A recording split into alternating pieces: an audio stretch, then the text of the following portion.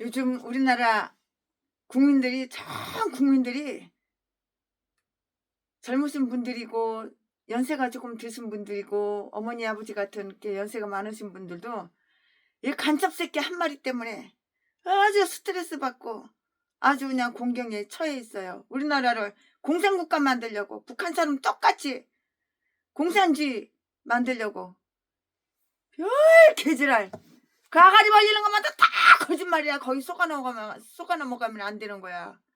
형수 보직군형 찢는다는 개놈 그 새끼 아가리에서 나오는 말은 절대 믿으면 안 되는 거야. 속으면 안 되는 거야. 오늘 우리 예배 할머니들이 많이 참석했어요. 연세 드신 분들이. 그 새끼가 쇼부리고 연기하는 거 다 속아 넘어가면 절대 안 된다고 한사코 그렇게 말씀을 하세요. 맞는 말이에요. 자, 오늘은 사무엘하 18장 강해 설교를 최순애가 하겠습니다. 네, 오늘 사무엘하 18장에서 압살롬 이 새끼하고 우리나라 간첩 새끼 대통령 빨리 되려고 개지랄 윤석열 대통령 끌어내리고 지가 왕 되려고 지가 대통령 되려고 했던 개놈하고 똑같아. 오늘 이 압살롬 이 새끼가 다윗 왕의 아들이야. 다윗 왕의 아버지야. 아버지를 죽이고 생명을 뺏고 지가 그 왕자를 가려고 빨리 왕 되고 싶어서 이 새끼가 목숨을 노리는 거야. 북한에서도 중국에서도 지령을 내렸다며 윤석열 대통령 죽이라고. 그리고 이 간첩 새끼 대통령 만들으라고. 그냥 거저 처먹으려고. 자유민주국 없는 거야. 이제는 공산국가가 되는 거야. 그 새끼 대통령 되면은. 나라는 없어지는 거야. 우리는 백성들은 다 죽는 거야. 오늘 본장 사무엘하 18장에서 압살롬의 반란. 우리나라랑 똑같아. 이 간첩 새끼 한 마리 반란하는 거하고 압살롬의 반란과 압살롬의 생애 그리고 다윗의 왕위가 회복되고 평화를 다 되찾게 돼요. 평화를 다 되찾게 되는데요. 반란 봉기에 대한 다윗의 대책 이 말씀은 1절부터 5절까지가 있고요. 압살롬의 패하고 절망 중에 빠지는데요. 이 말씀은 6절부터 8절까지예요. 오늘은 다 사무엘하 18장이니까는 18장이니까 절만 말씀드리고 장은 뺄게요. 다 똑같으니까요. 압살롬의 죽음과 그의 장래 고봐. 이 압살롬 새끼 뒤지지. 압살롬 아들 이 새끼가 지 아버지를 죽이려고 생명을 노리고 목숨을 노리는데 지가 먼저 뒤지지 이 새끼가. 압살롬이 뒤졌어 이제. 뒤져가지고 장례식을 치르는 거야. 장례하는 거야. 압살롬의 죽음과 그의 장례 이 말씀은 9절부터 18절까지. 다윗이 마하나임에서 압살롬의 소식을 들음 19절부터 32절까지. 압살롬을 위한 다윗의 애곡 33절. 자, 지금부터 설교 제목은 다윗의 대책. 지금부터 본문 말씀은 사무엘하 18장 1절부터 8절까지. 1절. 이에 다윗이 그 함께한 백성을 계수하고 천부장과 백부장을 그 위에 세우고 2절. 그 백성을 내어 보낼세.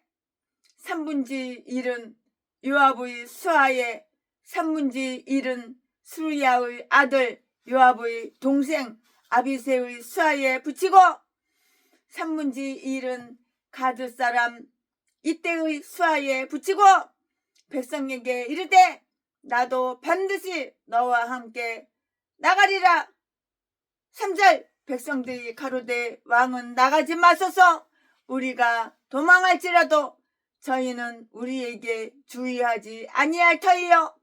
우리가 절반이나 죽을지라도 우리에게 주의하지 아니할 터이라. 왕은 우리 만명보다 중하시오니 왕은 성에 계시다가 우리를 도우심이 좋으니이다. 4절. 왕이 저희에게 이르되 너희가 선히 여기는 대로 내가 행하리이다 하고 문 곁에 섬에 모든 백성이 100명씩 1000명씩 대를 지어 나가는지라. 5절 왕이 요압과 아비새와 이때에게 명하여 가로되 나를 위하여 소년 압살롬을 너그러이 대접하라 하니 왕이 압살롬을 위하여 모든 군장에게 명령할 때에 백성들이 다 들으니라. 6절 이에 백성이 이스라엘을 치러 들러 나와서 에브라임 수풀에서 싸우더니 7절 거기서 이스라엘 무리가 다윗의 신복에게 꾀하매 그날 그곳에서 살육이 커서 2만에 이르렀고 8절 와 너무 많이 죽었죠? 2만 명이 죽었어. 8절 그 땅에서 사면으로 퍼져 싸웠으므로 그날의 수풀에서 죽은 자가 칼에 죽은 자보다 많았더라. 아멘. 네, 오늘 본문 말씀입니다. 이 본문 말씀 가지고 오늘도 강의 설교를 시작하겠습니다. 네, 다윗이 어떤 방법으로 군사들을 이렇게 양육했으며 어떻게 후원병이 그에게 보내졌는가를 다 우리는 알 수가 있어요.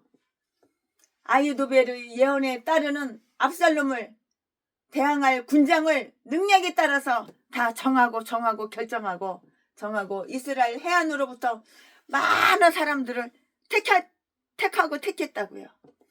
그는 병력을 점검하고 또 정돈했어요. 1절 2절 말씀에 그는 모든 일을 기도하고 하나님께 위탁했는데요. 그는 모든 고통에서 벗어나게 해달라고 기도하고 나서 군사를 이렇게 소집했는데요. 4,000명을 소집했었다고 이렇게 말을 해요. 4,000명을 모았다고요. 소집했다고요. 그는 병력을 대대와 연대로 분류하고 좌와 우, 왼쪽 오른쪽 좌우와 중앙에 경험이 많은 요압과 아비새 장군과 이때를 세워서 파견했고요. 선한 명령과 선한 지휘가는 많은 병력을 가지는 것보다 훨씬 낫잖아요. 훨씬 낫다고요. 지혜는 우리가 가지고 있는 힘을 더 강하게 인도하며 최고의 극치점까지 우리를 인도한다고요. 인도해.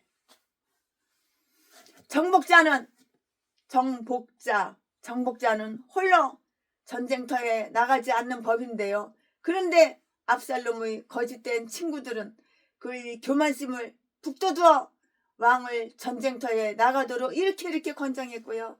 그러나 다윗의 참된 친구들은 왕만 죽이려는 아히도벨의 음모를 잘 알고요. 그를 전쟁터에 나가는 것을 만류했다고요.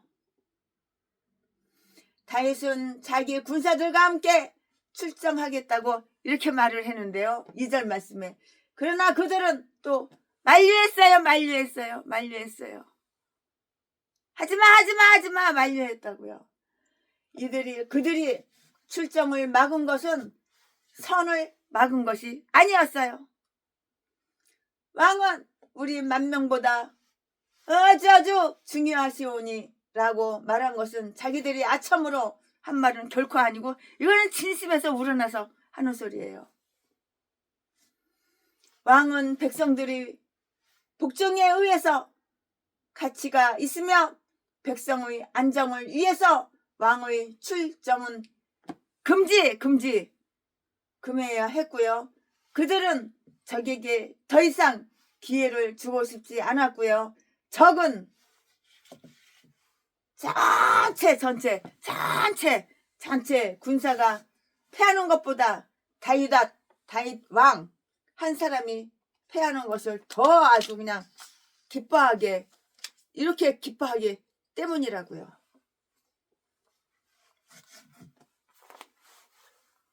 그러니까 이 좌파 빨갱이 공산당 중국 북한에서 윤석열 대통령 죽이려고 지령 내리고 암살하려고 개지랄 떠는 거야. 그러니까 그는 성에 머물면서 그들을 돕기로 했는데요. 그리고 신병을 보충해서 파견하려고 했고요. 그것은 아주 위험스러운 곳이 아니고요. 봉사의 자리임에 틀림이 없어요. 틀림이 없다고요. 왕은 그들이 제안을 묵묵히 받아들였는데요. 4절에 너희가 선히 여기는 대로 내가 행하리라. 이 말은 자기가 결정하는 대로 한다는 말이 아니고요. 비록 부하들이 말이지만 선을 나타내려는 뜻을 행하겠다는 것인데요. 사람들은 아무리 신중하다 해도 부분적임을 면치는 못하는 것이에요.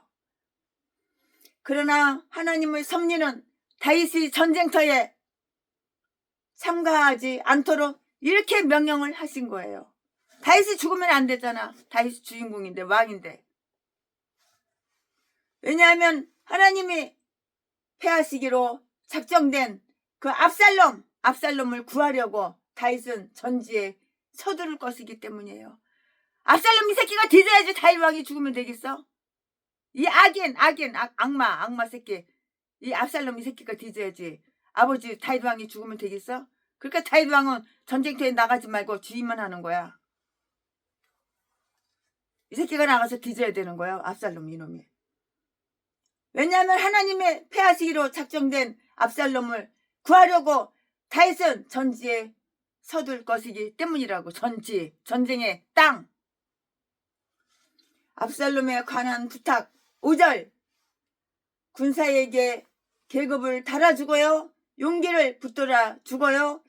그들을 위해서 기도하고 나서 압살롬에게 상처나지 않도록 조심해서 이렇게 사로잡으라고 명령했다고 이렇게 했는데요. 악한 인간, 악인에게 이렇게 선할 수가 있겠는가?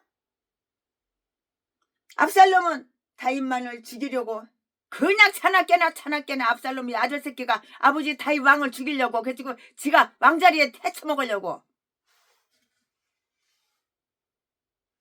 목적으로 오직 그거야. 아버지 죽이고 지가 왕 되려고. 이 압살롬 이 아들 새끼가, 이 새끼가 아들이야, 아들. 이 새끼가. 압살롬은 다윗만을 죽이려고 했고요. 다윗은 압살롬만 그냥 살리려고 그랬어. 이거 아버지는 아들 새끼 압살롬 살리려고 그러고, 아들 새끼 압살롬은 제 아버지를 죽이려고 그랬고, 반대야 반대. 압살롬 아들 새끼는 아버지 죽이고 왕자리에서 끌어내고 지가 왕에 처먹으려고 그러고, 아버지는 압살롬 이 새끼를 살리려고 그랬고. 이게 바로 부모의 마음이고 애비의 마음이겠지. 계획이 완전히 디퍼런 반대로 서로 달랐잖아요. 아버지는 아들 압살롬처럼 강렬하게 미워하지 않았고요. 아들은 아버지 다윗처럼 강렬하게 사랑하지 못했다고요. 이게 다 속마음이 있는 거야. 목적이 있는 거야.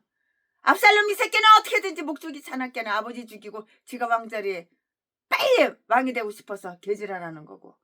우리나라에도 감자 새끼 한 마리가 윤석열 탄핵시키고 끌어내고 죽이고 암살시키고 지가 대통령 되쳐먹으려고 온갖 개질할 악마 새끼가, 이 새끼 빨리 뒤져야 돼. 압살롬처럼 강렬하게 미워하지 않았으며 아들은 아버지 다윗처럼 강렬하게 사랑하지 못하였다고요. 각각 극에서 극으로 행하려 했고요. 자녀가 부모에게 할 수 있었던 최악의 모습과 부모가 자식에게 보여주는 최선의 모습을 다 이렇게 보여주는 것이에요. 그것은 마치 하나님은 인간을 향해서 자비를 베푸시는데 인간들은 하나님을 향해서 악을 행하는 것과 똑같아. 하나님은 우리 인간들을 얼마나 많이 사랑하셔. 그러나 우리 전라도 개목사는 쾌락만 사랑하고 지 목숨만 사랑하고 남의 돈 남의 재산만 사랑하고 지보다 20년 30년 어린 여자하고 씹질이나 하는 거 그딴 거나 사랑하지 하나님을 사랑해? 예수 안 믿는 개 싼 것들이 예수 믿는 척하고 다 개도수도 다 목살해. 전라도 똥개들. 그것은 마치 하나님은 인간을 향해 자비를 베푸시는데 인간들은 하나님을 향해 악을 행하는 것과 똑같고요. 나를 위하여 압살롬에게 너그럽게 대접하라. 그는 젊고 성급하고 기민했으며 다윗이 사랑하는 자식 새끼였다고. 다윗이 사랑하는 아들 새끼였다고. 이것도 아들이라고. 이것도 자식 새끼라고. 어이 정말. 그러므로 너희가 만일 나를 사랑하거든 압살롬에게 잔인하게 하지 말라고 이렇게 부탁을 한 거예요. 이가 애비가. 근데 애비 아니랄까봐. 자기 핏줄이라고 애비라고. 아유. 이 부탁은 잘 지켜질 줄로 그렇게 생각을 했는데요. 하나님은 자비로우셔서 압살롬에게도 자비를 베풀어 주실 줄 믿고 그에게 너그러이 대접하라고 이렇게 명령을 했는데요. 그의 심판을 보류하고 그의 생명을 남겨두라고 이렇게 했던 것이에요. 이에 대해 말하기를 잘못 택한 사랑의 대상, 잘못 선택한 사랑의 대상, 잘못 행한 자비, 잘못 행한 자비라고 이렇게 말을 했고요. 배반자를 어째서 너그러이 대접하라는가? 압살롬을 아들로 대할 수 있는 것인가? 압살롬이 새끼를 갖다가 아들로다가 그렇게 대할 수가 있어? 아무리 내 새끼고 내 핏줄이지만 야비한 자를 좋은 부모는 사랑해야 하는가? 누구를 위해서 피 흘려야 했으며 누구를 위해서 추적했던가? 아무리 거룩하고 선하고 착한 부모라도 해로운 친절과 출혈, 피를 흘리는 출혈의 낭비를 범하지 않을 수는 없는데요. 그러나 살인자를 위하여 박해자를 위하여 기도하는 이스라엘을 구원한 참 왕의 측량할 수 없는 그런 자비를 실천할 수는 없는 것이고요. 하나님은 그의 자녀들을 교육하시려고 고통을 줄 때 이런 부탁을 이런 부탁을 하신다고요. 나를 위하여 너그러이 대접하라. 나를 위하여 너그러이 대접하라. 라고 이렇게 말씀을 하신다고요. 완전한 승리로 압살롬 군대를 정복을 했어요. 정복을 했는데 전쟁터는 에브라임 수풀에서 했고요. 전쟁터는 에브라임 수풀인데요. 이 말씀이 어디에 있냐면 6절에 있어요. 6절에. 가드 지파가 있는 곳이지만 그것은 에브라임 사람들이 유명한 전투가 있었기 때문에 에브라임이라 그렇게 불렀고요. 다윗은 자기의 군대가 마하나임에 이르기 전에 적군과 만나게 될 것으로 이렇게 생각을 했고요. 그래서 그가 그 성에서 안식처를 찾지 못하도록 하려 했는데요. 정정당당한 전투로 이렇게 판결이 날 것이고요. 아주 대단히 치열한 싸움, 엄청나게 대단히 치열한 싸움이라고 이렇게 상기시켰어요. 이날에 살육이 커서 2만에 이르렀고 2만 명이 죽었어. 이 전쟁에. 7절에 그들은 법적 왕을 향해 반기를 들었고요. 선한 정치를 하는 정부를 파괴하려 했던 것을 보복하려고 했으므로 전투는 가장 아주 치열했는데요. 다윗의 병사들은 약탈자들 때문에 무장하게 되었는데요. 약탈자들은 입을 맞추고 포옹하고 감원 이슬로 속여서 빼앗는다는 것을 잘 알았어요. 모르는 것이 아니에요. 결국 그들은 에브라임 거기서 보상의 날, 승리의 날, 황금의 날을 맞았는데요. 그들은 거기서 하나님이 원수들을 대적하여 싸우시는 것을 다 보았고요. 적은 군사를 가지고 많은 적을 정복했고요. 자신을 구하려던 적들은 스스로 자멸했다고. 스스로 자멸했어. 은신처로 알았던 수풀은 칼보다 더 무서운 무시무시한 피해를 입힌 거예요. 하나님의 복수는 반란자에게는 피할 곳을 허락하지 않아요. 수렁과 함정. 뭐 수풀 속에 들어가면은 안 죽을 것 같았어? 더 많이 뒤지지. 수풀 속에서 2만 명이 뒤졌는데 이번 전쟁에. 구루터기와 덤불이 저들을 고통스럽게 했고요. 갈대아에서 처음 수부의 사나운 짐승이 미친듯이 쏘아다니는 이스라엘 사람들을 2만 명이나 삼켜버렸다고요. 참 하나님의 심판이 이렇게 무서운 거야. 하나님은 여기에서 다윗을 위해서 싸우셨고요. 살육된 자들은 모두 하나님 나라를 방해하는데 참여한 자들이라고요. 하나님 나라를 방해하는 자들이야. 그러니까 2만 명이 숯불에서 다 삼켜버린 거야. 하나님 일을 방해해 2만 명이 그냥 다 숯불에서 삼켜버린 거야. 로마 사람들은 내란을 진압하는 데는 승리를 가름하지 않는데요.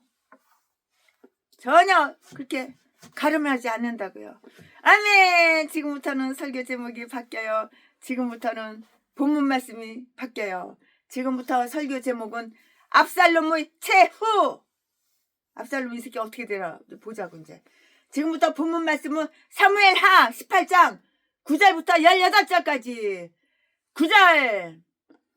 압살롬이 다윗의 신복과 마주치니라. 압살롬이 노새를 탔는데 그 노새가 큰 상수리 나무 번성한 가지 아래로 지날 때에 압살롬의 머리털이 그 상수리 나무에 걸림에 저가 공중에 달리고 그 탔던 노새는 그 아래로 빠져나간지라. 이제는 멋부리려고 이제 이 압살롬이 머리를 갖다가 머스마 새끼가 머리를 길어가지고 여기다가 상토를 갖다가 이렇게 상토를 탔는데 말 타고 끼랴 끼끼끼끼끼끼 하고 이제 가다가 이제 상수리 나무가 있으니까 상수리 나무에 이거 대가리 머리털이 딱 박인 거야. 그러니까 노새는 계속 달리는 거야. 노새는 계속 달리고 이 압살롬 새끼는 나무에 대롱대롱 매달리는 거야. 이럴 때 뭐가지 치기 딱이지 아주 그냥. 압살롬의 머리털이 그 상수리 나무에 걸림에 저가 공중에 달리고 그 탔던 노새는 그 아래로 빠져나간지라. 10절. 이게 우연일 것 같아? 하나님께서 이 압살롬 이 새끼 죽이려고 하나님이 사과나무에 사과 하나가 대롱대롱 매달린 거 떨어지는 것도 하나님의 허락 아니면은 안 떨어져. 이게 다 우연이 아닌 거야. 하나님의 계획과 하나님의 뜻인 거야. 10절. 한 사람이 보고 요압에게 구하여 가로되 내가 보니 압살롬이 상수리 나무에 달렸더이다. 11절. 요압이 그 구한 사람에게 이르되 내가 보고 어찌하여 당장이 쳐서 땅에 떨어뜨리지 아니하였는가. 당장이 모가지를 칼로다가 탁 쳐서 땅에 떨어뜨리지 아니하였는가 그 말이에요.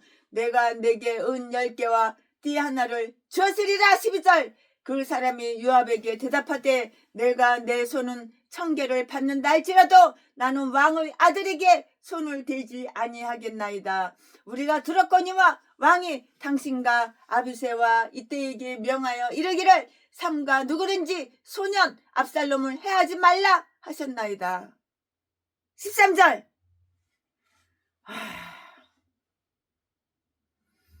아무 일도 왕 앞에는 숨길 수 없나니 내가 만일 거역하여 그 생명을 해하였다면 당신도 나를 대적하였으리이다. 14절. 요압이 가로되 나는 너와 같이 지체할 수 없다 하고 손에 작은 창 셋을 가지고 가서 상수리 나무 가운데서 아직 살아있는 압살롬의 심장을 찌르니. 아직 살아있는 압살롬 심장을 창으로 가져가서 팍 찌르니. 14절. 요압이 가로되 나는 너와 같이 지체할 수 없다 하고 손에 작은 창 셋을 가지고 가서 상수리 나무 가운데서 아직 살아있는 압살롬의 심장을 찌르니. 15절. 요압의 병기를 맡은 소년 열이 압살롬을 에워싸고 쳐 죽이니라. 이 새끼 뒤졌어 이제. 압살롬 이 새끼 뒤졌어. 지가 아버지 죽이고 왕이 되려고 개짓거리 하다가 지가 먼저 뒤지는 거야. 우리나라도 간첩 새끼 재맹이 새끼 지 새끼가 먼저 뒤지는 거야 이제. 윤석열 대통령 탄핵시키고 다 죽이려고? 그 새끼가 먼저 뒤지는 거야. 그 새끼 두고 봐. 이제 심장에 누군가 이제 칼 꽂을 거야. 이제 누군가 이 새끼 죽일 거야. 16절 요압이 나팔을 불어 백성들로 그치게 하니 저희가 이스라엘을 따르지 아니하고 돌아오니라. 17절 무리가 압살롬을 옮겨다가 숲을 가운데 큰 구멍에 던지고 그 위에 심히 큰 돌 무대기를 쌓으니라. 온 이스라엘 무리가 각기 장막으로 도망하니라. 18절 압살롬이 살았을 때에 자기를 위하여 한 비석을 가져 세웠으니 이는 저가 자기 이름을 전할 아들이 없음을 한탄함이라. 압살롬 이 새끼는 아들도 없어. 그러므로 자기 이름으로 그 비석을 이름하였으며 그 비석이 왕의 골짜기에 있고 이제까지 압살롬의 기념비라 일컬었더라. 아멘. 이거 오늘 지금 본문 말씀입니다. 이 본문 말씀 가지고 또 나머지 강의 설교를 쭉쭉쭉쭉 이어서 할 건데요. 네, 여기에서 압살롬은 그냥 어찌할 바를 모르고 그냥 당황하는 거예요. 이리 갈까 저리 갈까 어찌할까 당황한다고. 결국 생명의 종말을 구한다고요. 이 압살롬 이 새끼가. 뒤질 짓만 하면 뒤지는 거야. 네가 남을 죽이려고 그래. 너가 먼저 뒤지는 거야. 애당초 다윗을 정복할 큰 기대를 가지고 싸움을 시작했던 압살롬은 그의 손아귀에 다윗을 잡았다면 너그럽게 다루지 못했을 것인데요. 그는 다윗의 신복과 마주칠 때에 몹시 당황했고요. 그들은 압살롬에 대하여 간섭하지 말라고 명령을 받았음에도 불구하고 갑자기 자기 앞에 발견되니 노새의 자갈에 박차를 가해서 급히 도망하려고 최선을 다하다가 머리가 나무에 걸려서 뒤지게 된 거예요. 이 압살롬 이놈이 잘 뒤졌지. 이렇게 악한 놈은 하나님이 살려주지 않아. 누군가를 통해서, 나무를 통해서, 상실이 나무를 통해서.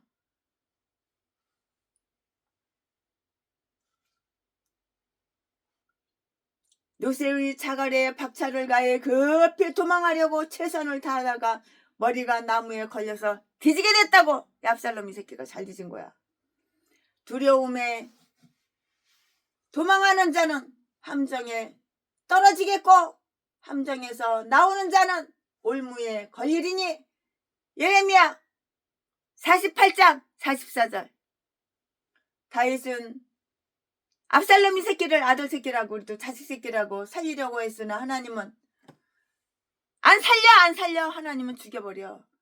하나님은 반역자로서 그를 처단 목매달아 죽게 했잖아. 삼체로 잡아 활복시키고 그의 몸을 아주 잔인하게 노출시켰다고요.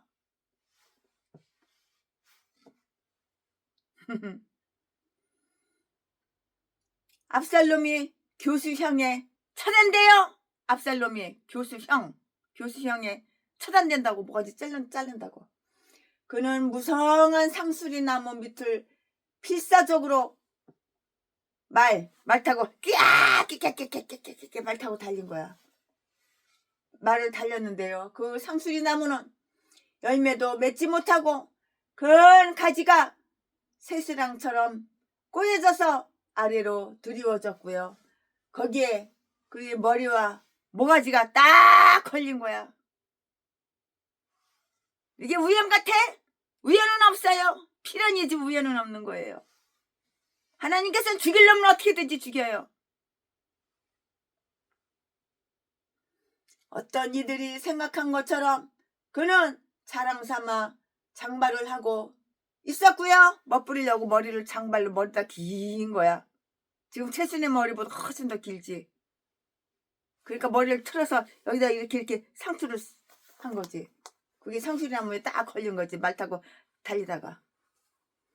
그것이 그에게 교수 형틀이 되었는데요. 거기에 목이 걸렸고요. 스스로 손 쓸 수도 없이 너무도 놀라웠고요. 풀려고 힘쓰면 쓸수록 더욱 곤란했고요. 그는 다윗의 신복들 앞에서 싸울 수도 날아갈 수도 고통을 면할 수도 이러지도 저러지도 이럴 수도 저럴 수도 없는 반역자의 말로가 이처럼 쪽팔리고 부끄럽고 창피한 것임을 그 산 증거로 다 보여준 것이라고요. 이에 관해서 한번 관찰을 해볼까요? 그러면 노새가 그에서 빠져나갔어요. 노새가 마치 무거운 짐을 벗어버리려고 그 치욕적인 나무에 떠 맡기기라도 한 것처럼 싹싹싹싹싹 노새가 이렇게 빠져나갔다고요. 빠져 달아났다고요. 그 바라는 것은 피조물도 썩어짐의 종노릇한 데서 해방되어서 하나님의 자녀들이 영광의 자유에 이르는 것이라. 피조물이 다 이제까지 함께 탄식하며 함께 고통하는 것을 우리가 아나니. 로마서 8장 21절 22절 말씀. 하늘과 땅 사이에 매달려 있었다는 것이에요. 하늘과 땅 그 사이에 매달려 있었다는 것이라고요. 대가리가 머리카락 대롱대롱 그 상수리나무에. 하늘에서도 쓸모없고요. 하늘에서도 쓸모없고 땅에서도 쓸모없는 그 짐승만 못한 이놈이 그렇게 개죽음 당한 거야. 아무짝에도 쓸모가 없어요. 하늘에서도 쓸모가 없고 땅에서도 쓸모없는 압살롬 새끼. 하늘에서도 쓸모가 없고 땅에서도 쓸모없는 사람이라 양쪽에서 버림받은 자가 되은 거예요. 하늘에서 버림받았죠. 땅에서도 버림받았죠. 누가? 압살롬 새끼가. 다윗 왕 아들 압살롬 새끼가. 대가리 속에 악으로 가득 차고 독으로 가득 차고 세상에 자기 아버지 왕인데 자기 아버지 왕을 갖다가 다윗 왕을 죽이고 지가 왕 해쳐먹으려고 그래? 어이 참. 우리나라 대통령이 윤석열 대통령인데 이 새끼가 윤석열 대통령을 탄핵하고 끌어내리고 지가 대통령 쳐먹으려고 그래. 빨갱이 간첩 새끼가. 눈구녕도 꼭 새우젓처럼 생겨가지고 눈구녕도 꼭 아주 그냥 와이셔츠 단추구멍만 해가지고 눈구녕 봐봐. 아주 그 새끼 뱀 눈구녕처럼 생겼지. 전라도 재민 목사 새끼 눈구녕 자세히 봐봐. 꼭 아주 독사 뱀 눈구녕이지. 똑같이지. 하늘과 땅 사이에 매달려 있었다는 것인데요. 하늘에서도 쓸모가 없고 땅에서도 쓸모없는 사람이라 양쪽에서 버림받은 자가 되었다고요. 땅도 그를 받을 수가 없고요. 하늘도 그를 책임질 수가 없으니 그러므로 지옥 팍 아웃사이드 헬 지옥 밖에는 받아들일 수 없는 사람이라고요. 누가 그런 새끼 압살롬 새끼를 받겠어? 누가 받아주겠어? 지옥 밖에는 받아줄 때가요. 받아줄 장수가 없는 거야. 갈 곳은 지옥 밖에는 한 군데밖에 없는 거야 이 새끼가. 이런 사건은 흔히 볼 수 없는 놀라운 일이었어요. 그의 죄의 소행으로 보아서는 당연한 일이었는데요. 만약에 격전지에서 그의 탄 노새가 그를 땅바닥을 맺혀 버렸더라면 그의 반쯤 죽어있는 것을 다윗의 신복들이 발견하면 즉시 처단해 버렸을 것인데요. 죄인의 운명은 결과적으로 똑같은 결과에 처해진다고요. 하나님은 여기에서도 나단과 에브라임이 여호와를 다 멸시한 것이에요. 멸망받은 것 같이 다른 배신자들과 똑같은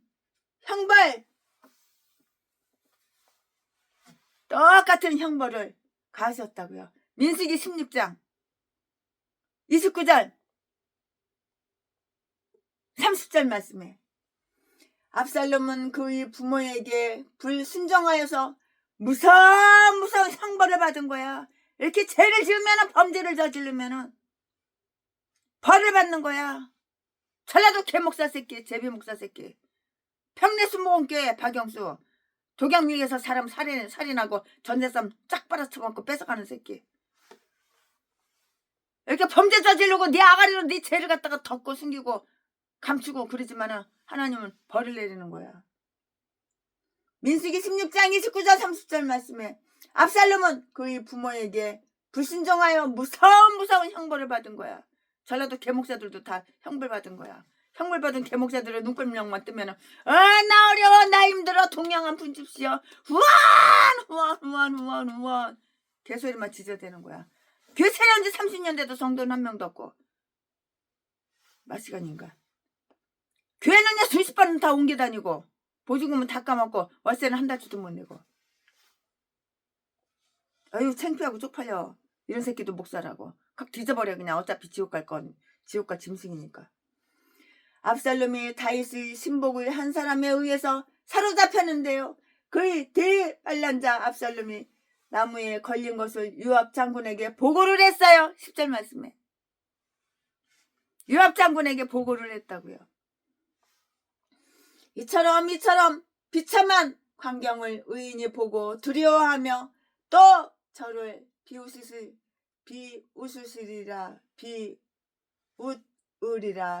비웃으리라. 시편 52편 6절 말씀에 그가 나무에 달려 호흡이 곤란할 때 그가 환심을 샀던 친구들과 비밀을 말하던 모든 자들은 자기의 이익만 이렇게 생각을 했다고요. 그의 헝클어진 것을 풀어주지 않았고요. 요압이 그 고한 사람에게 이르되 내가 보고 어찌하여 당장에 쳐서 땅에 떨어뜨리지 아니하였느냐? 내가 내게 은 10개와 띠 하나를 주었으리라. 11절. 이사야서 22장 21절에 다 기록이 되어 있으니까 여러분 찾아보시고 참조해 보시기 바랍니다. 그러나 그 병사는 압살롬을 대적하는 열심은 대단했지만 그를 죽이는 일에는 자기 결단으로 이렇게 행하지는 않았어요. 요압이 말하기를 그를 당장에 쳐서 땅에 떨어뜨리라 했을 때 그 사람이 요압에게 대답하되 내가 내 손에 은 1000개를 받는다 할지라도 나는 왕의 아들에게 손을 대지 아니하겠나이다. 12절 말씀. 내가 만일 거역하여 그 생명을 해하였다면 당신도 나를 대적하였으리이다. 13절. 반란을 좋아하는 자는 반란자를 증오하는데요. 요압은 이처럼 신중한 사람을 반대할 수도 책망할 수도 없었어요. 그래서 그는 답변이나 논쟁을 중단하고요. 그리고 서둘렀어요. 나는 너와 같이 지체할 수 없다. 14절.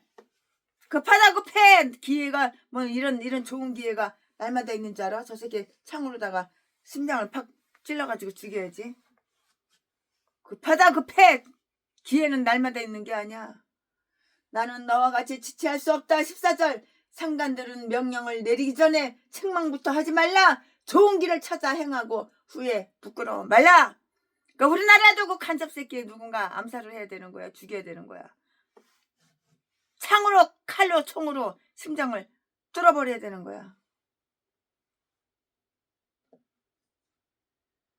압살롬이 사지를 찢기고 창자가 터졌고요. 반역자는 사정없이 난도질하여 모든 고통을 가하고 또 모든 배신자들이 보도록 이렇게 한 것이에요.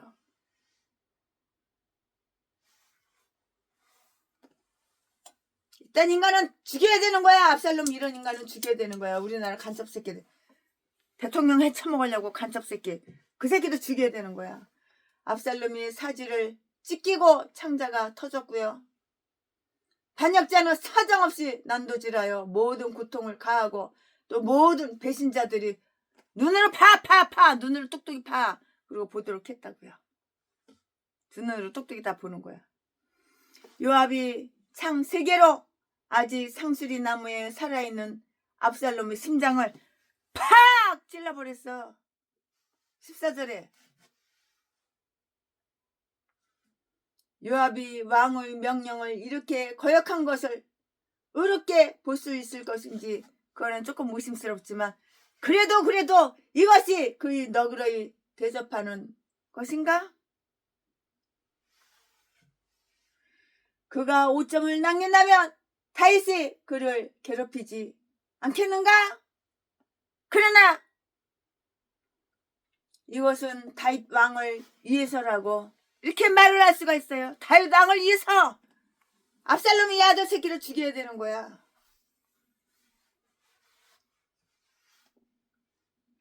관대한 아버지의 명령은 거슬렸지만 요압은 나라와 왕을 위해서는 매우 압살롬 이 새끼를 창으로다가 심장을 푹 찔러가지고 죽인 거는 매우 상당히 잘한 거라고.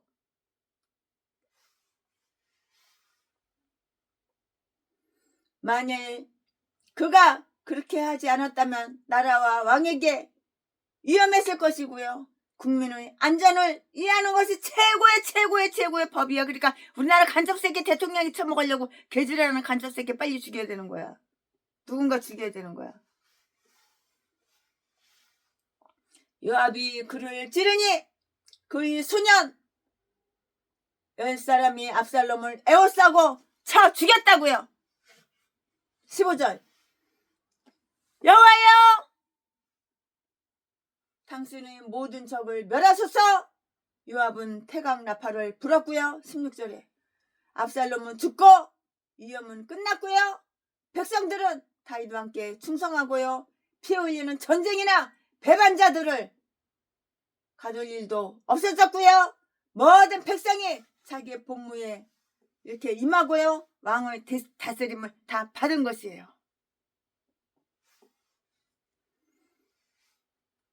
압살롬 이 새끼 송장 있잖아. 뒤졌으니까 압살롬의 시체는 잔인하게 다 노출시켰어요. 17절 18절에 그들이 숲을 가운데 큰 구멍에 압살롬 이 새끼 송장 시체를 갖다 확 집어 던지고 내 던져버리고 그의 아버지께 가져가지도 않았고요. 그것을 보면 그의 슬픔을 더할 것밖에 없기 때문이에요. 애비라고 해도 그 압살롬 아들 새끼 뒤졌다고 슬퍼할 거 아니야. 그러니까는 갖다가 그냥 획 집어 던진 거예요. 돌 구덩이에다 획 갖다가 그 송장 시체를 갖다 집어 던져버린 거야. 법에 따라 매장하지도 않았고요. 붕괴하여 함정에다가 그냥 획 집어 던져버렸어. 송장을. 그것은 그가 화려하게 존경받던 그런 장소였고요. 압살롬 그 인간이 열광하던 계획과 공중 누각을 세우던 그런 장소였고 그런 곳이었다고요. 그런 장소였다고요. 그 압살롬의 대가리 속에 그 생각은 무너졌고요. 압살롬의 그 대가리 속에 모든 생각과 꿈은 다 사라져버린 거야. 이제 뒤졌는데 뭐가 있어. 생각과 꿈 다 없어졌지. 선지자가 말한 것처럼 에스겔 32장 27절에 다 기록이 되어 있는데요.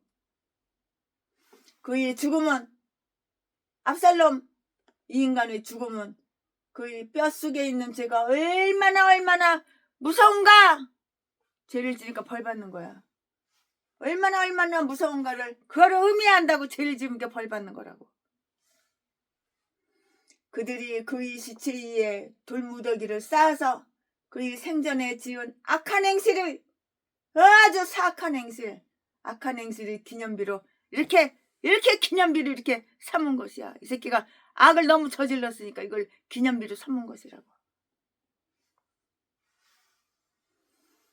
이것은 패역한 자녀는 돌로 쳐 죽임이 마땅하다는 계명을 의미했고요. 신명기 21장 21절 어떤 분들은 패역한 아들 압살롬의 저주를 기억하라. 여행자들은 지금도 이곳을 찾아오고요. 자기 부모에게 배덕한 악한 자에게 영원히 저주 있으라 말하면서 이 돌무더기에 어떻게 돌무더기에 돌을 갖다가 집어 던져버려. 돌무더기에다가 돌을 집어 던진다고. 역사가는 예루살렘 가까이에 있는 기드온 골짜기에다가 주석 기둥에 경고판을 세워서 악명 높은, 아주 악명 높은 이 압살롬, 이 나쁜 새끼, 악한 새끼, 악하다 이렇게 악한 새끼 있어? 전라도 개목사 제비목사랑 똑같아. 전라도 살인마 새끼. 독양릭에서 전재산 뺏으려고 가족이 없는 고아 출신 여자 유혹해가지고 우리 게 부목사로 와 그래가지고 겉으로는 잘해준 척 가식적인 사람, 속으로는 독약을 미기고 이 새끼가. 목적은 단 한 가지, 전재산 뺏으려고. 여행자들은 지금도 이곳을 찾아오며 자기의 부모에게 배덕한 악한 자에게 영원히 저주 있으라 말하면서 이 돌무더기에 돌을 던진다고요. 역사가는 예루살렘 가까이에 있는 기드훈 골짜기에다가 주석 기둥에 경고판을 세워서 악명 높은 압살롬의 이름을 다 기억하게 했어요. 기억하게. 처음부터 그는 이런 죽음을 계획했는데요.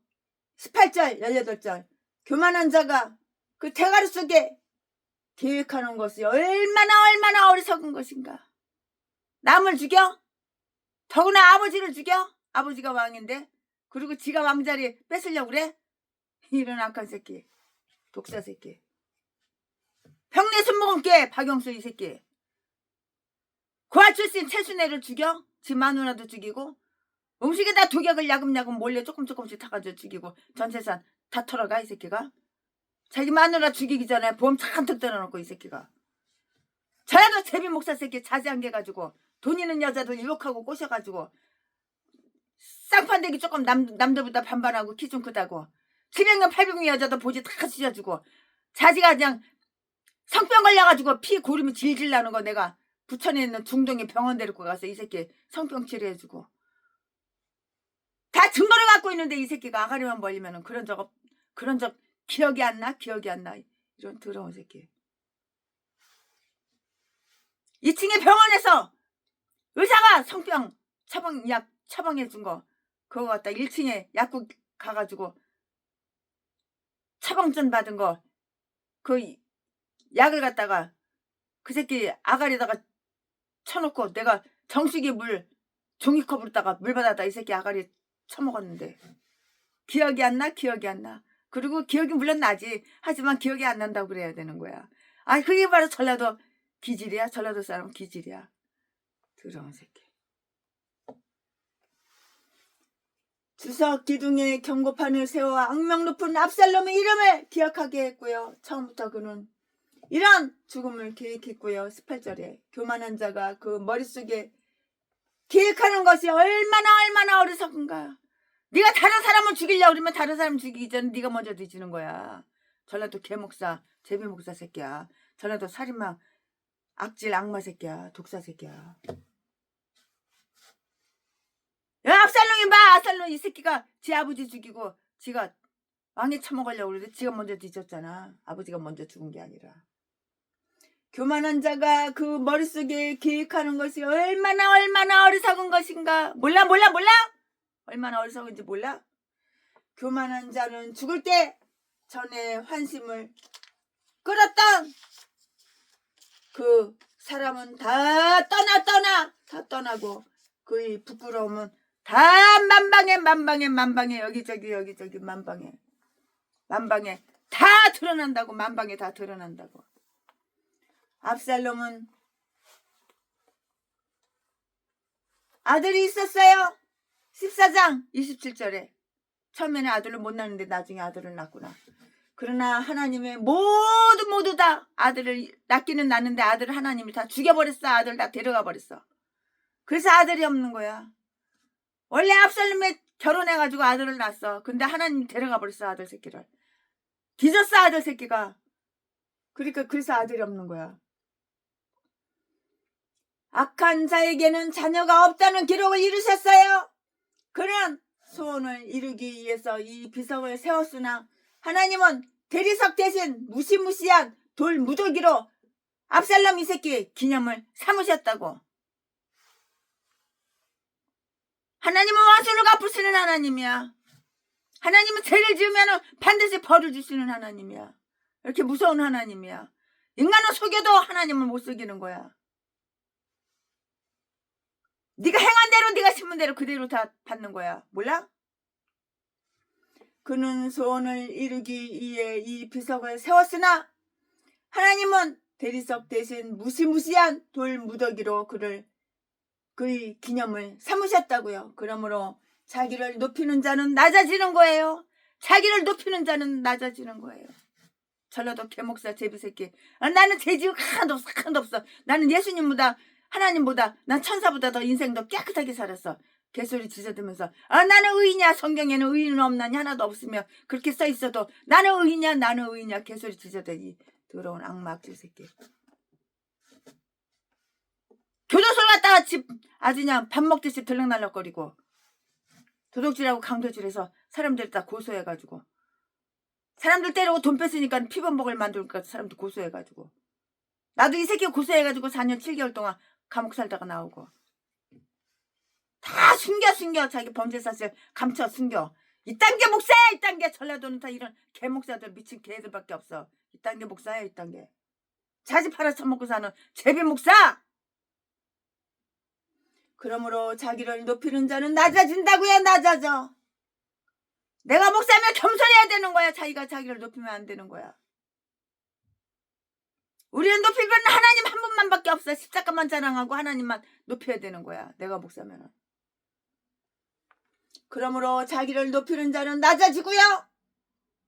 그의 관심사는 자기 이름을 남기는 거였는데요.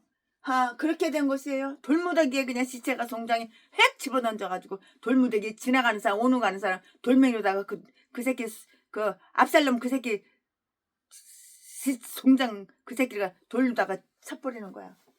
더 뒤지는 거지. 그의 관심사는 자기 이름을 남기는 것이었는데요. 그렇게 된 것이라고요. 영원히 명예로 남게 되었고요. 그는 다윗의 아들이라는 이름만 기록되는 것을 만족할 수는 없었고요. 아주 유명해지고 싶은 거예요. 이 새끼가. 명예는 더럽게도 좋아해. 감투 쓰는 건 더럽게도 좋아해. 전라도 개목사 똥개 쓰레기들 살인마 새끼 자지 팔아 처먹고 사는 제비 목사 새끼 똑같아. 전라도 개 싼 것들하고 똑같아. 명예는 더럽게도 좋아해. 그래서 악명으로 유명해진 것이라고요. 선한 행실로 유명해진 게 아니야. 악명으로 유명해졌다고. 압살롬의 영광을 위하여 세워진 이 비석은 압살롬의 어리석음을 다 증거하고 있다고. 아멘. 지금부터는 설교 제목이 바뀌어요. 본문 말씀이 바뀌어요. 지금부터 설교 제목은 다윗의 슬픔. 아들 새끼 뒤졌다고. 애비가 그래도 슬퍼하나 보지. 자, 지금부터 본문 말씀은 사무엘하 18장 19절부터 33절까지. 19절. 사독의 아들 아히마아스가 가로되 청컨대 나로 빨리 왕에게 가서 여호와께서 왕의 원수 갚아주신 소식을 전하게 하소서. 20절. 요압이 저에게 이르되 너는 오늘 소식을 전하는 자가 되지 말고 다른 날에 전할 것이니라. 왕의 아들이 죽었나니 내가 오늘날 소식을 전하지 못하리이다 하고 21절. 구스 사람에게 이르되 내가 가서 본 곳을 왕께 구하라 하매 구스 사람이 요압에게 절하고 다름질하여 가니 22절. 사독의 아들 아히마아스가 다시 요압에게 이르되 청컨대 아무쪼록 나로 또한 구스 사람의 뒤를 따라 다름질하게 하소서. 요압이 가로되 내 아들이 왜 다름질하려 하느냐. 이 소식으로 인하여는 상을 받지 못하리라 하되 23절. 저가 아무쪼록 다름질 하겠노라 하는지라. 요압이 가로되 그리하라 하니 아히마아스가 들길로 다름질하여 구스 사람보다 앞서니라. 24절. 때에 다윗이 두 문 사이에 앉았더라. 파수꾼이 성문 위에 올라가서 눈을 들어보니 어떤 사람이 홀로 다름질 하는지라. 25절. 파수꾼이 외쳐 왕께 고하매 왕이 가로되 저가 만일 혼자면 그 입에 소식이 있으리라 할 때에 저가 차차 가까이 오니라. 26절 파수꾼이 본즉 한 사람이 또 다름질하는지라 문지기에게 외쳐 이르되 보라 한 사람이 또 혼자 다름질한다 하니 왕이 가로되 저도 소식을 가져오느니라. 27절 파수꾼이 가로되 나 보기에는 앞선 사람의 다름질이 사독의 아들 아이 마하스의 다름질과 같으니이다. 왕이 가로되 저는 좋은 사람이니 좋은 소식을 가져오느니라. 28절 아이 마하스가 외쳐 왕께 말씀하되 평강하옵소서 하고 왕의 앞에서 얼굴을 땅에 대고 절하며 가로되 왕의 하나님 여호와를 찬양하리로소이다. 그 손을 들어 내 주 왕을 대적하는 자를 붙여주셨나이다. 29절 왕이 가로되 소년 압살롬이 잘했느냐? 아이 마하스가 대답하되 요압이 왕의 종 나를 보낼 때에 크게 소동하는 것을 보았사오나 무슨 일인지 알지 못하였나이다. 30절 왕이 가로되 물러나 곁에 서 있으라 하매 물러나서 섰더라. 31절 구스 사람이 이르러 고하되 내 주 왕께 보할 소식이 있나이다. 여호와께서 오늘날 왕을 대적하던 모든 원수를 갚으셨나이다. 32절 왕이 구스 사람에게 묻되 소년 압살롬이 잘 있느냐? 구스 사람이 대답하되 내 주 왕의 원수와 일어나서 왕을 대적하는 자들은 다 그 소년과 같이 되기를 원하나이다. 33절 왕의 마음이 심히 아파 문으로 올라가서 우니라. 저가 올라갈 때에 말하기를 내 아들 압살롬아 내 아들 압살롬아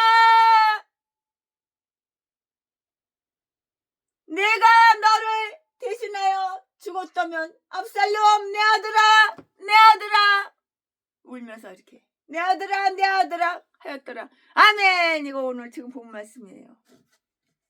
참 그래도 애비라고 다윗왕이 아들 새끼 압살롬 뒤졌다고 내 아들 압살롬아 내 아들 압살롬아 그러면서 슬퍼해가지고 우는 거야.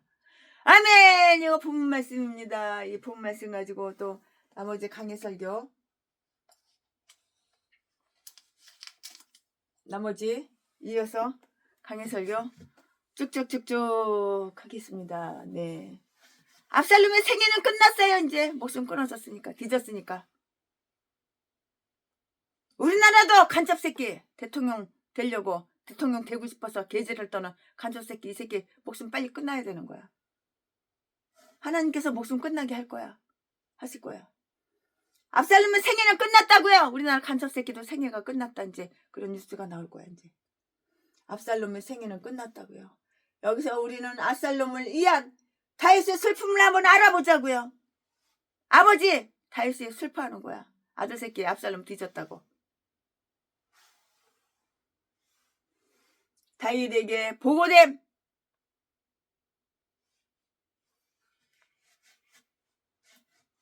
이제 아버지도 알아. 아들 새끼 뒤진 거 알아. 압살롬의 생애는 끝났다고 이제 목숨 끊어졌으니까.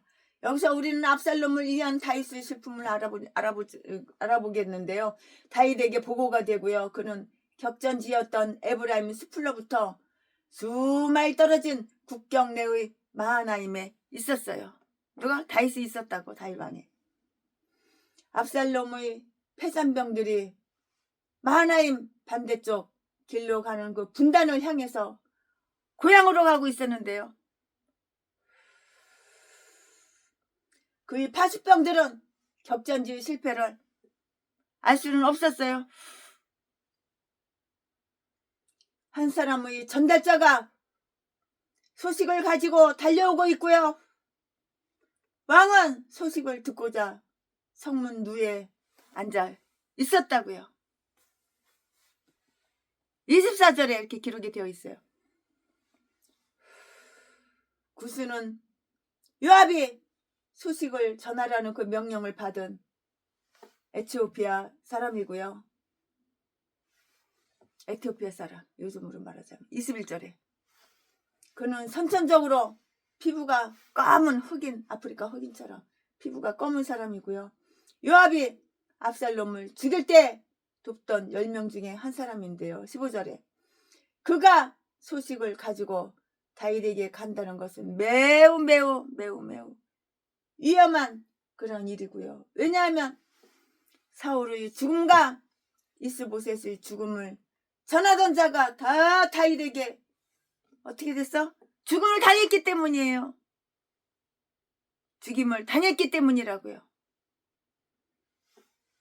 아히마스는 압살롬의 거동에 관한 정보를 다윗에게 제공한 사람 중에 하나인 젊은 제사장이었어요. 이 말씀은 17절 사무엘하 17장 17절 그는 폭풍이 잔잔해진 것이 너무나 기뻐서 왕에게 이 소식을 전하고 싶어서 여호와께서 왕의 원수 갚아주신 소식을 전하게 하소서 19절 이렇게 자청했다고요. 자청. 이러한 그의 소청은 상급을 받고요. 상급을 받고 싶어서 그게 아니고요. 자기가 사랑하는 왕에게 이 좋은 소식을 전하여 만족과 기쁨을 제공하고 싶어서 그래서 그런 거예요. 이유는 요압도 다윗이 아히마스를 좋게 보고 있는 것도 잘 알고 있었는데요. 그러나 압살롬의 죽음에 관한 소식을 말하면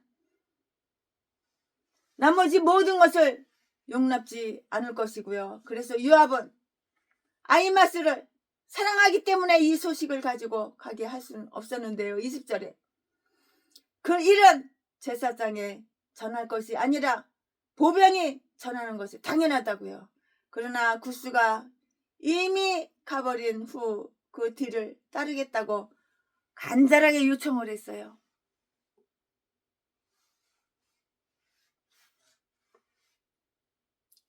사람은 이런 일을 매우 좋아하기 때문에 타인이 기용되었을지라도 좀처럼 단념하지는 않은 거예요. 사람 마음이 이래요. 원래 사람 마음이 이래요. 사람 생각과 마음이 이래요.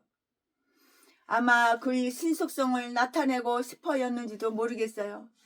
구스는 가까운 지름길이 있었음에도 불구하고 먼 길을 택해서 늦게 도착했고요. 아히마스는 자기가 얼마나 빨리 달릴 수 있는가를 이렇게 보이고 싶었고요. 그는 멀리 앞섰던 구스를 앞질러 갈 수 있었는데요. 제사장이 다름질 잘한다고 아주 크게 찬양할 것은 없는 것이에요. 그러나 아히마스는 그것을 아주 자랑하고 또 자랑했어요.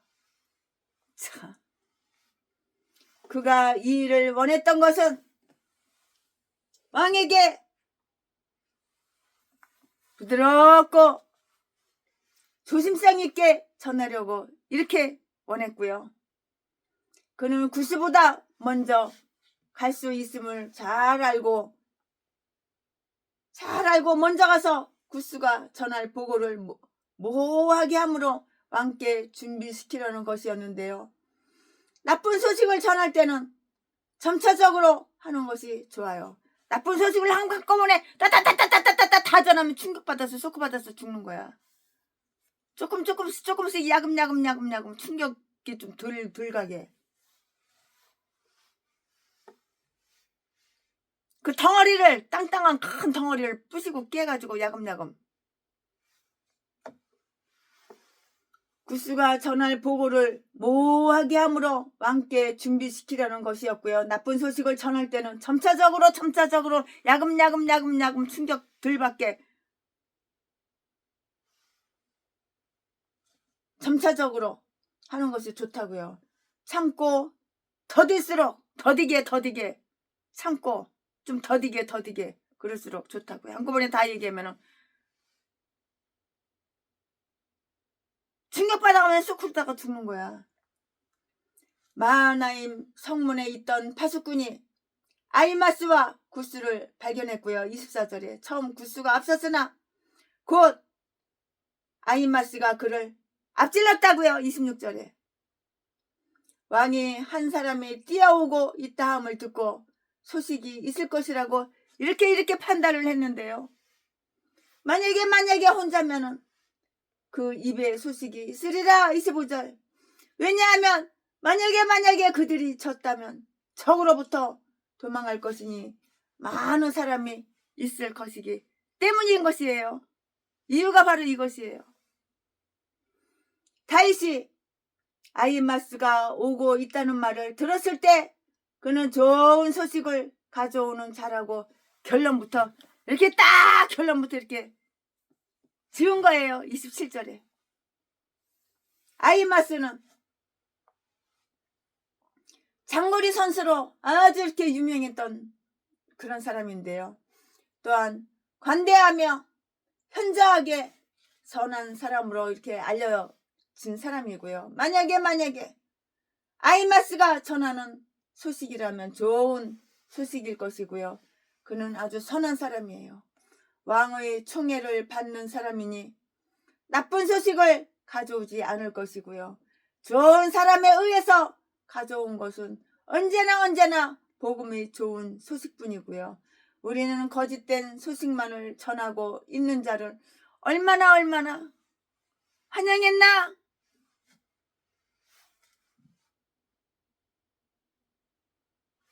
아히마스는 승리를 외치고 싶어 했고요. 멀리서 외치기를 평안하소서 28절이라고 이렇게 말을 했는데요. 전쟁 후의 평안은 만배의 기쁨을 주고요. 왕의 하나님이 모든 것이 잘되게 하셨습니다.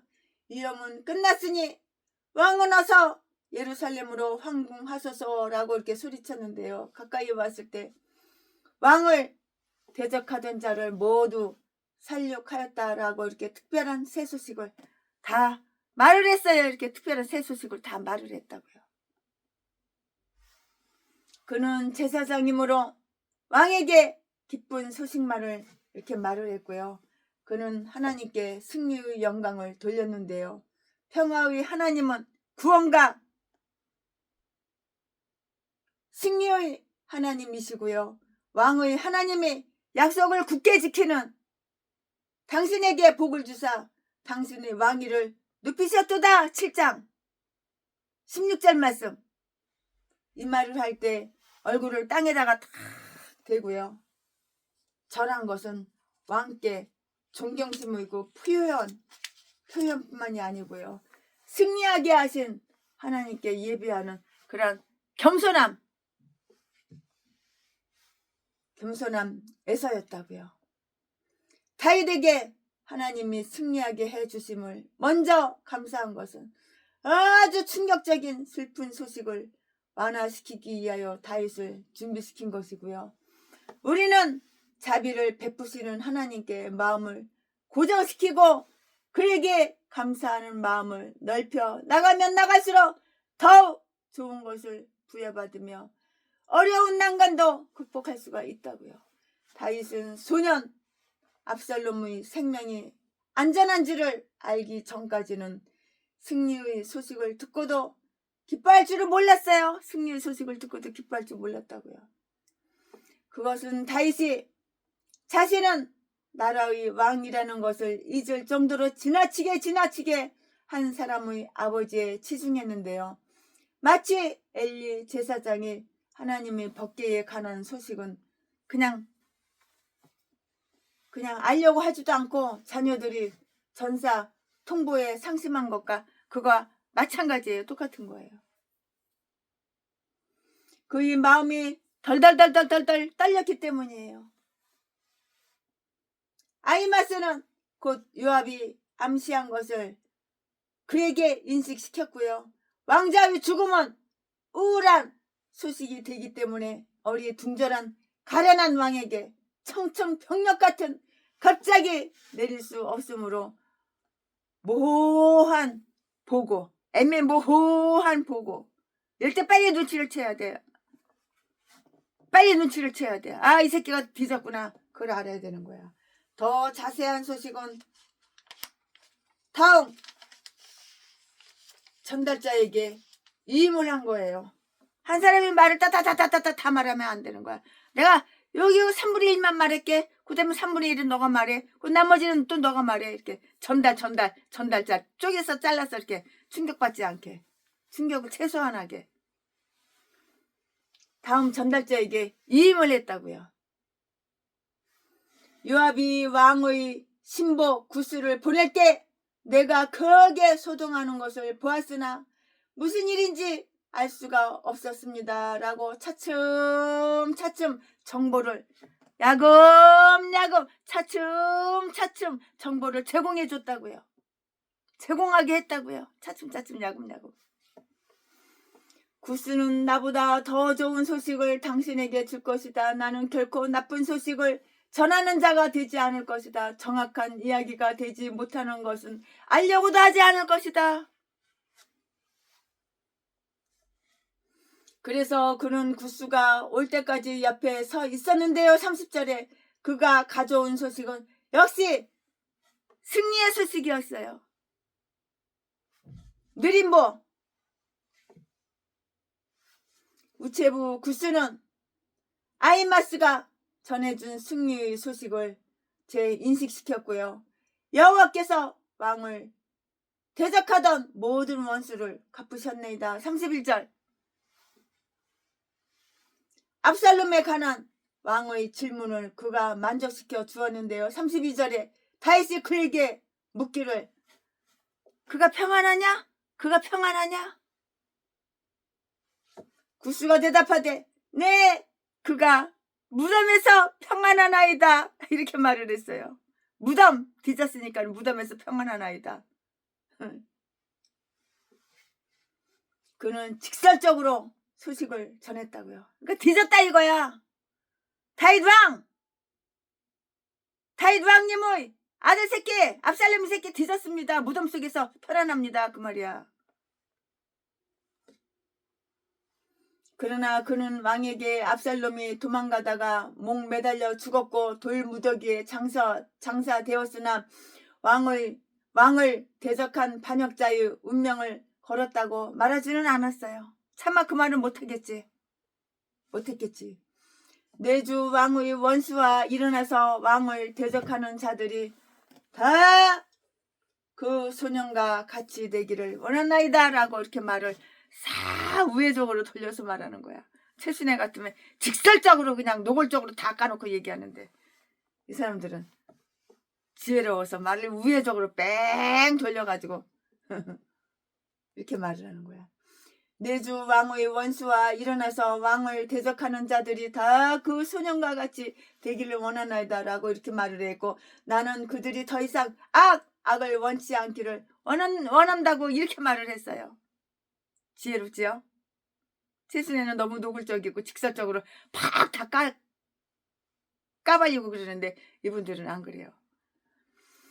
다윗이 정보를 압수하고 어떻게 했나? 그는 자기 생명이 구출된 기쁨도 잊어버리고 압살롬의 죽음에 대한 슬픈 소식에 완전히 압도됐어요. 그래도 내 새끼라고 참 내 새끼 뒤졌다고 슬퍼하는 거야. 33절에 압살롬이 죽었다는 구스의 답변을 듣자마자 더 이상 묻지도 않고 따지지도 않고 동료를 떠나서 슬픔에 잠겨 그의 문 위에 올라가 슬피 울었어. 누가? 다윗왕 아버지가. 그의 울음을 엿들은 갈대인의 말을 보충하며 나의 아들 압살롬아 왜 뒤졌냐.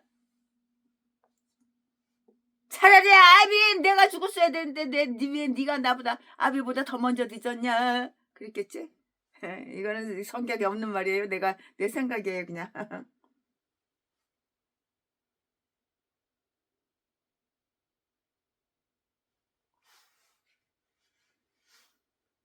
그의 울음을 엿들은 갈대인 말을 보충해보면 오 나의 아들 압살롬아 내 아들아 내 아들아 어쩌다가 뒤졌느냐 어쩌다가 죽었느냐 너 대신 내가 죽었다면 내가 오늘 살아남아 있을 것을 압살롬 나의 아들 나의 아들 내 아들 내 아들 압살롬아 다윗은 압살롬의 영원한 나라에 대해 걱정이 되어서 이렇게 슬피 울었는지 생각해 볼 필요는 있기는 있어요. 있기는 있다고요. 압살롬을 위해서 다윗이 대신 죽기를 원한 것은 만일 그가 살았으면 회개하고 구원받을 희망이 있기 때문이다. 그럼 그 생각이 있겠죠. 이것은 생각 없이 한 말 같고요. 감정적이고요. 의지 박약인 것처럼 이렇게 보여요. 그렇게 보여요. 최순애가 볼 때, 최순애가 강해서 준비하면서 볼 때 그렇게 보여요.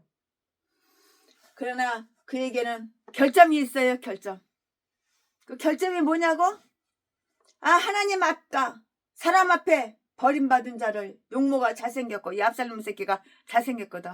쌍판대기 반반하거든. 키도 크고 멋있게 생겼거든. 전라도 제비 새끼처럼 제비 목사 새끼처럼 그렇게 생겼거든. 재치가 있다고 버릇없는 아들을 맹목적으로 옹냐 하며 이렇게 좋아하는 것은 잘못된 것이라고요. 묵묵히 따라야 할 하나님의 섭리뿐만 아니라 찬동하고 경배해야 할 하나님의 공의를 대해 싸우려는 이런 점이고요. 빌닷이 어떻게 논쟁했는가를 한번 볼까요? 욥기서 8장 3절 4절 만일 내 자녀들이 주께 범죄했으면 주께서 그들을 그 죄에 붙이셨나니 너희는 하나님의 공의를 따르고 복종하라. 레위기 10장 3절 말씀.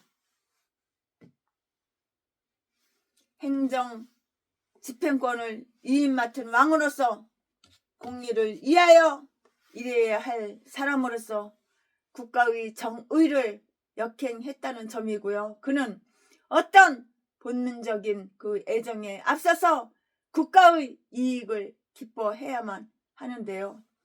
그는 그 자신과 가정과 국가를 압살롬의 악한 음모로부터 구원받은 것은 하나님의 긍휼로 인한 것이지만 그것을 무시한 점이고요.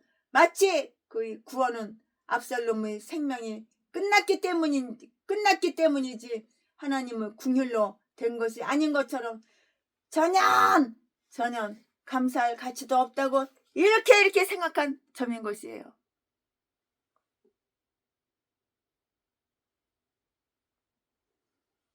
맹렬한 감정에 빠져서 그 입술로 그냥 분별력 없이 그냥 그 입술로 그냥 말을 한 거예요. 분별 없어요. 그냥 입술로 말한 점이에요. 그는 지금 그를 다시 돌아오게 할 수는 없는가? 뒤졌는데 어떻게 다시 돌아와? 돌무더기 송장 거기 있는데 라고 다른 자녀들의 죽음에 대한 추론도 잊어버렸고요. 그래서 그는 마음이 뜨거워질 때나 습관이 나올 때는 자갈을 물려 입을 지켜 젖된 아이처럼 침묵할 것을 결심했고요. 지나친 사랑은 지나친 번뇌에 빠지기 쉽고요.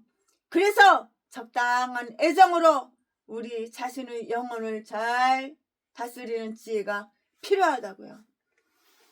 지나친 사랑을 받다가 그것이 이동할 때는 우리 자신을 엄격히 경계해야 하고요. 말을 많이 하는 자는 많은 것을 다 잃어버리는 자라고. 그러나 적게 말을 하면은 곧 보충이 되는 거예요.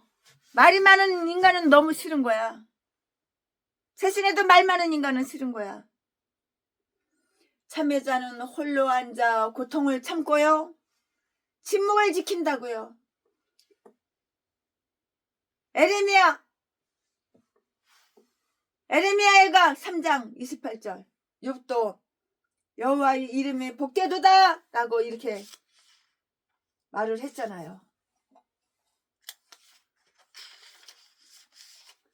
아멘. 최순애 목사가 사무엘하 18장 강해 설교 준비한 것은 여기까지가 끝입니다.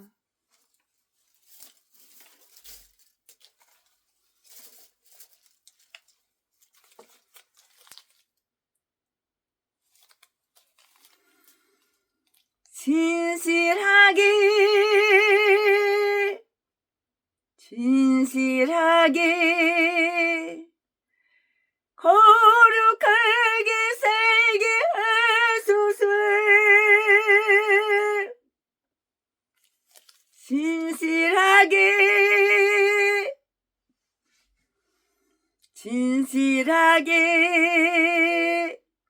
거룩하게 살게 하소서. 하나님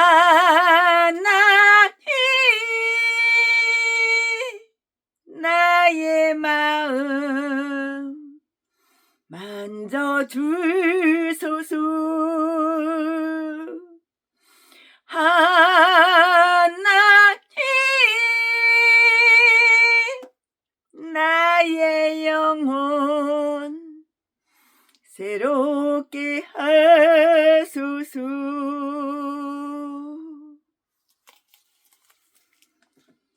진실하게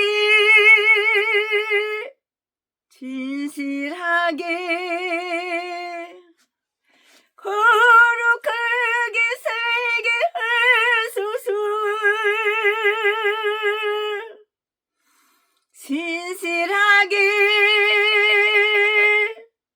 진실하게 거룩하게 살게 하소서. 하나님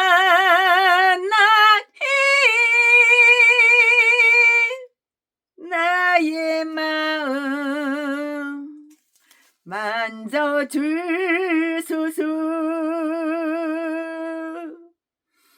하나님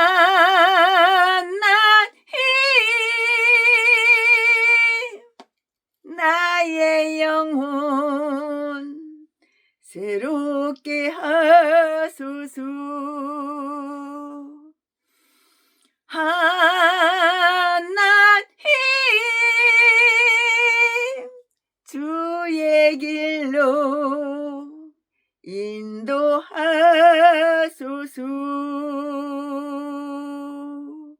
아멘. 주의 길로 인도하소서. 예, 최순애 목사가 사무엘하 18장 강해 설교 준비한 것은 여기까지가 끝입니다.